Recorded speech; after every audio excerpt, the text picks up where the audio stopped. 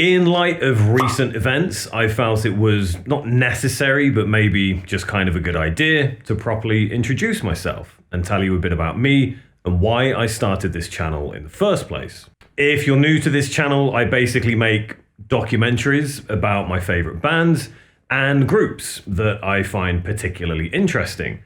And those of you that are familiar with me and my channel will know my opinion on this person. And it's funny that the thumbnail for this video is a picture I actually took a few months ago before said person showed his true colors. Oh, and way to burn bridges, my guy. Excellent work. I was extremely lucky as a child to have parents that loved music. There was always music playing in my household, and I even had a CD cassette player and vinyl player in my bedroom. I would constantly steal CDs, tapes, and records from my parents' collection. The earliest musical memory I have is from about the age of 10. I was watching the music video for A Kind of Magic by Queen, taken from their 1986 album of the same name. I was obsessed with this album and songs like One Vision and Who Wants to Live Forever. I even had a Queen VHS with their music videos on, and I'd watch it on repeat for literally hours.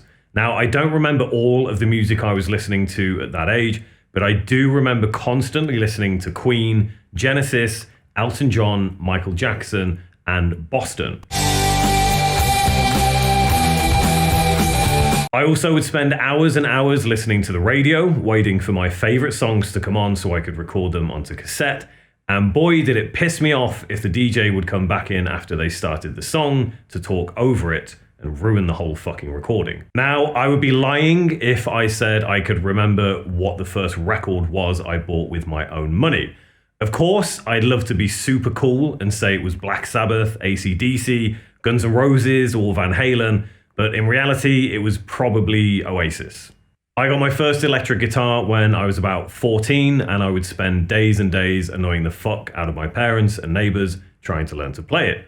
Now, I can tell you the first song I tried to learn to play, and it was Wonderwall by Oasis. But I did move on to Metallica pretty quickly, specifically the Black Album. I was kind of obsessed with it. Honestly, I can't remember when I really started to get into more alternative music and heavy metal. I do remember watching MTV a lot as a teenager and constantly seeing Smells Like Teen Spirit being played on repeat. I'd wake up for school and put MTV on for the music. I'd come home, turn on MTV, and also play my Sega Genesis. And I was pretty hooked on Beavis and Butthead as well, which introduced me to a lot of different music. So it's fair to say music was pretty much my life 24/7, and it still is. I was in a few bands in my 20s and was lucky enough to tour all over Europe for over 10 years of my life, playing mostly garage rock in small dive bars, sometimes playing to about 1,000 people, and I've also played some pretty big festivals as well across Europe. I've had many regular and shitty jobs, although I quit most of them because, well, they were shit. But in 2014, I was helping someone out with an online music zine. They asked if I wanted to try writing an album review, and I said, sure, why not? I was listening to music 24/7, going to live shows all the time, so I thought, why not try and be a music critic on top of it? To my surprise, I thoroughly enjoyed it, and this was unknowingly the start of my career in music journalism. I started to write for a few other websites with some more album reviews. That progressed naturally to interviews, and I eventually became an editor for one site I was writing for. In 2018, I started rawmusictv.com. I was really tired of seeing great bands not get the coverage they deserve, so I did it myself. This site is still live. You can go back and see some news articles, interviews, and a couple of opinion pieces if you really want, but I don't publish anything there anymore as I moved on to YouTube. And I guess this brings us to where I am today. I just really got the urge to want to make documentaries on bands that I love, so that's what I started to do, and luckily it took off. And I think this is the important part of today's video. Do I actually give a shit about this type of music? Do I care about the bands? Do I have any interest in this type of music? Yes, I fucking do.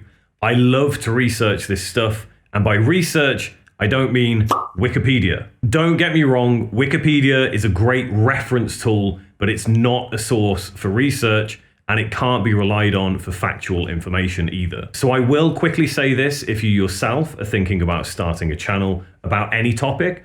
By all means, use Wikipedia as a general reference or guide, but never take information from it and put it in your video.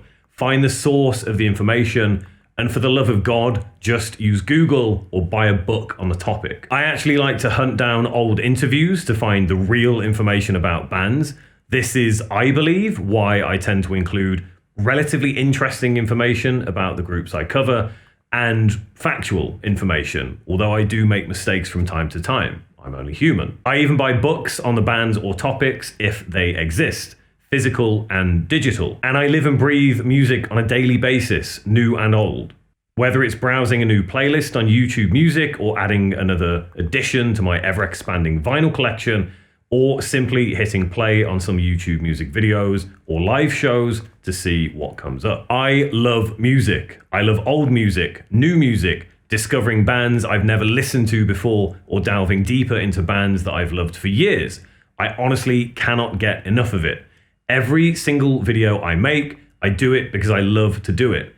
I cannot think of a better way to spend my day than learning about the history of music and the bands I love. There are 2 videos I made just because I thought they might be popular: Foo Fighters and Rage Against the Machine.